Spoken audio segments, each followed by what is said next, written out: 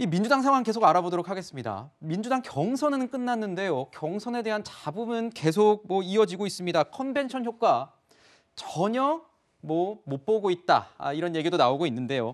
여론조사 지지율을 보면요. 저희가 준비를 했습니다. 한번 볼까요? 여론조사 지지율을 보면 오히려 대선 주자 가상 양자 대결에서 보면 이재명 후보가 떨어졌다.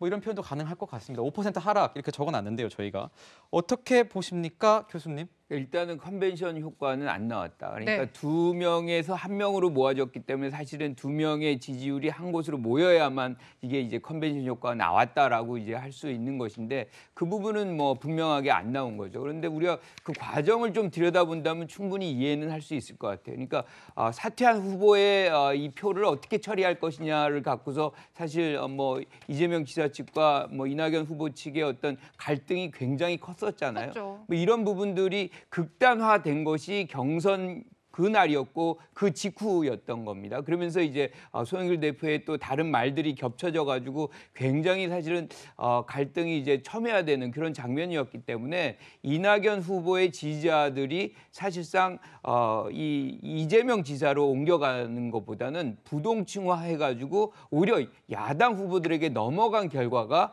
지금 이렇게 나온 결과를 보여주는 것이고 실제로 그걸 분석한 것이 한 40%는 윤석열 후보에게 한 30%는 홍준표 후보에게 이제 갔다는 얘기죠. 하지만 저는 이거를 이제 지속 가능성이 있는 것이냐, 네. 지속성이 얼마나 될 것이냐, 아니면 이것이 실질적으로 일시적인 것이냐. 네.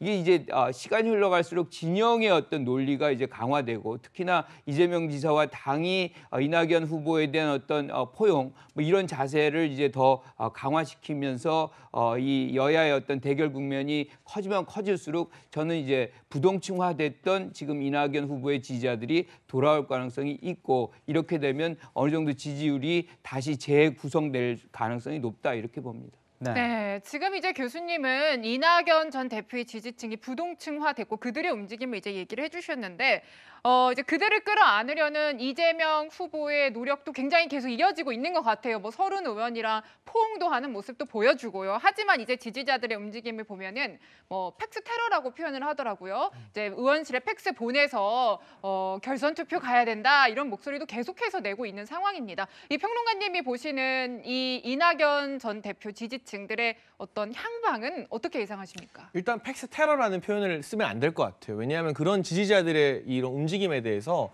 문재인 대통령이 흥미롭게 만드는 양념이라고 했기 때문에 민주당 내부에서는 팩스 양념이다 이렇게 네. 불러야 될 것 같고요. 이 같은 움직임에 대해서 이재명 지사가 사실 더 적극적으로 나가야 됩니다. 지금 아쉬운 건 원팀을 만들어야 되는 건 그리고 이낙연 전 대표 지지층을 흡수해야 되는 건 이재명 지사거든요. 저는 사실 경선 끝나고 그 당일 밤에 이재명 지사가 이낙연 전 대표 종로에 있는 자택 찾아갈 거라고 예상했는데 안 찾아가시더라고요.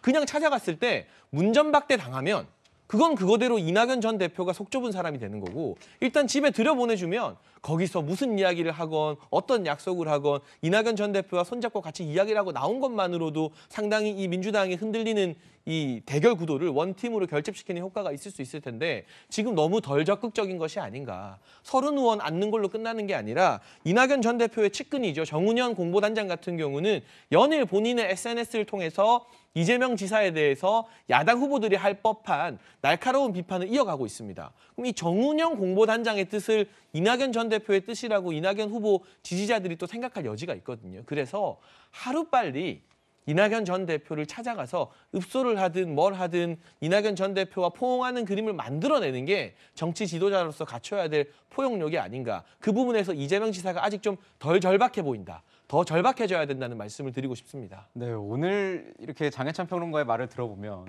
윤석열 후보 캠프의 이게 특보인데 오히려 이재명 후보에 대해서 굉장히 관심도 많고 이렇게 조언도 많이 해주는 이런 모습인 것 같습니다. 관여가 없기 때문에 더 객관적으로 조언을 해줄 수 있습니다. 그렇군요. 자, 상황은 이렇게 됐습니다. 잡음이 나오는 것은 맞습니다. 이 잡음이 계속 이어지고 있는 가운데 지난 14일이죠. 해단식을 했습니다. 누가 했느냐? 이낙연 전 대표가 해단식을 했습니다. 그런데 거기서 씁쓸한 마음을 내비쳤습니다. 들어보시죠. 저는 이번에 패배했습니다. 그러나 여러분의 그러한 신념은 실패한 것이 아닙니다. 맺힌 게 있었습니다. 모멸하고 인격을 짓밟고 없는 사실까지 끄집어내 가지고 유린하는 것, 그건 인간으로서 잔인한 일일 뿐만 아니라 정치할 자격이 없는 짓입니다. 네, 뭐 당을 위한 역할, 그러니까 뭐 선대위원장을 맡을 것이냐, 공동선대위원장을 맡을 것이냐, 원팀에 대해서는 어떻게 생각하느냐 이런 데에 대해서는 말을 아꼈습니다. 아마 이제 돌아오는 주부터 이제 낙선 인사를 하면서 정치 활동 다시 재개할 것이다 이런 예측들이 나오고 있습니다. 이 원팀이 되려면 우선 두 사람이 만나야 되는 건 맞는 것 같습니다. 전화 통화는 했다고 하지만 만나서 이 모습을 언론을 통해서 국민들에게 어떻게 보여주느냐. 이게 이재명 후보에게 남은 어떤 과제가 아닐까 이런 생각이 드는데요. 의원님, 언제쯤 만나게 될까요? 빠르면 빠를수록 이재명 후보에겐 좋은 것 아니겠습니까? 그렇죠. 이재명 후보 측에서 만나자는 제의를 할 텐데 뭐 전화 통화를 했습니다만 언제쯤 만나야 될지 이낙연 후보의 말 가운데 전 대표의 말 가운데 맺힌 게 있다는 표현이 상당히 좀 저는 가슴이 좀 아파요. 그렇게 지금 패배해본 사람이 아는 건데 아하, 네. 어떻게 보면 좀 당내 투쟁에서 굉장히 거친 그 공격과 이걸 자기로 입장에서는 이낙연 대표 입장에서는 참고 참았는데 막판에 나온 것 같아요. 그런데 마음이 쉽지만 않을 것 같아요. 그럼에도 불구하고 저는 압력, 무형의 압력이 엄청날 테고 또한 이낙연 후보 입장에서는 자기 캠프에 있던 의원들의 정치적 미래도 보장해줘야 되는 게 또한 현실적인 문제예요. 그래서 네. 제가 볼 때는 우리 국민의힘 대통령 후보가 선정되는 11월 5일 다음 달 이후에는 다음 달 초 이후. 다음 달 초 이후에는 어떤 식으로든 민주당에서 당내 역할을 하는 수밖에 없다라고 봐요. 네. 네, 자 이낙연 전 대표의 지지층의 마음이 지금 굉장히 궁금한 상황이 됐는데 김종희 전 비대위원장은 이들의 마음이 한 뭐 60%, 70%는 이 후보, 이재명 후보에게 안 갈 것이라고 얘기를 했거든요. 그들의 마음을 조금 엿볼 수 있는 조사를 저희가 하나 준비를 했습니다. 같이 좀 보시면 좋을 것 같아요. 지금 민주당 경선 이낙연 지지층에게 물었습니다. 이재명, 윤석열, 심상정, 안철수로 봤더니 윤석열 전 총장의 40.3%가 같고요. 이재명, 홍준표, 심상정, 안철수 물었더니 홍준표 후보에게 29.9%가 같습니다. 어떻게 좀 분석을 하고 계세요, 평론가님? 일단 이 다자 대결 구도 같은 경우는 이낙연 지지층에서 얼마나 갔느냐가 아니라 전반적인 이제 다자 대결 구도인 것 같은데 어쨌거나 지금 다자 대결에서 또 일부 또 이낙연 표가 어디로 갔느냐 이런 것을 본 것 같은데 지금 이 정도의 움직임이 있다면 사실상 본선 경쟁력에도 큰 영향이 있을 수밖에 없죠. 그렇기 때문에 제가 강조드렸던 것처럼 이재명 지사가 조금 더 절박한 태도를 취해야 한다고 누누이 말씀을 드렸던 것이고요. 시간이 지나면 알아서 돌아오겠지. 저는 그렇게 보이지 않습니다. 제가 정치권 여러 경선을 참 많이 봐왔지만 2007년도에 이명박 전 대통령과 박근혜 전 대통령의 경선이 역대급으로 치열한 경선으로 평가받지 않습니까? 그렇죠. 네. 그런데 그 경선에서마저도 상대 후보가 구속될 거라거나 또는 상대 캠프의 국회의원을 고소고발하는 사례는 없었어요.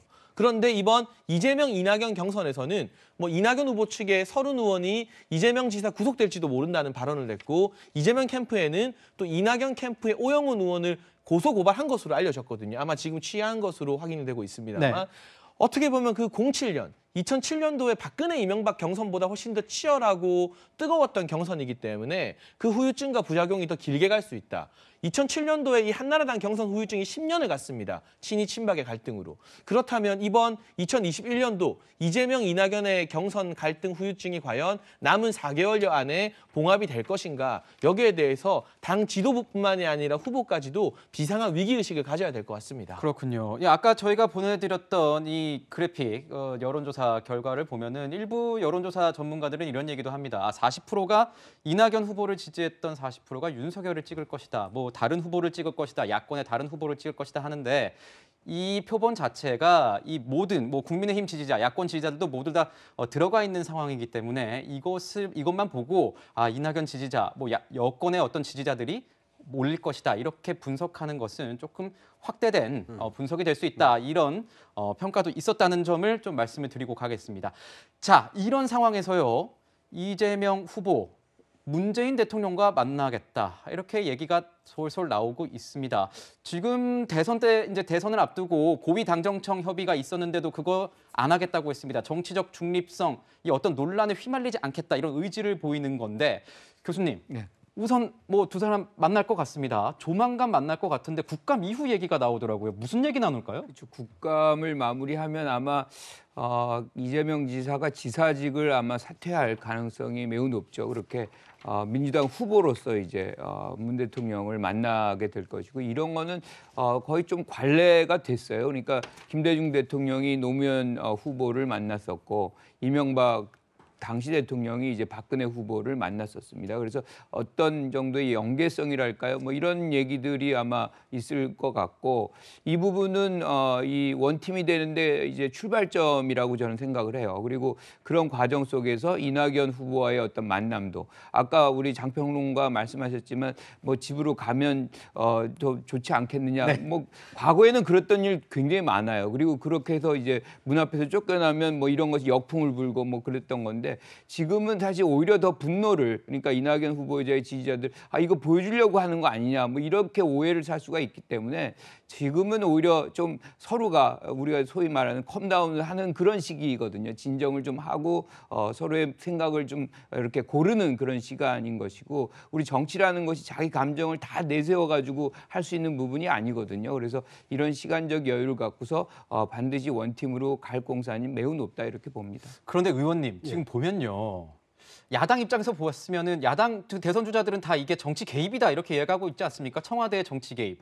어떻게 생각하십니까? 많은 분들이 문재인 대통령의 생각이 무엇인지를 궁금해하잖아요. 저도 궁금했는데 예를 들어서 그 선거 당일날, 경선 당일날 이재명 후보에게 당선 축하를 하고 이틀 뒤에 검찰과 경찰이 적극 협력해 신속하고 철저한 수사를 하라. 이 대목을 어떻게 해석할 것이냐를 놓고 많이 고민을 했잖아요. 제가 보기에는 문재인 대통령이 무슨 큰 전략을 갖고 있기보다는 현상을 따라가고 있다고 보이죠. 그러니까 민심이 워낙 험악하기 때문에 부동산 문제에 관한 철저히 수사하라는 원론적인 메시지를 냈다. 그런데 검찰은 이 부분을 어떻게 받아들일 거냐. 제가 볼 때는 이거는 신속의 방점이 찍힌 걸로 받아들일 거예요.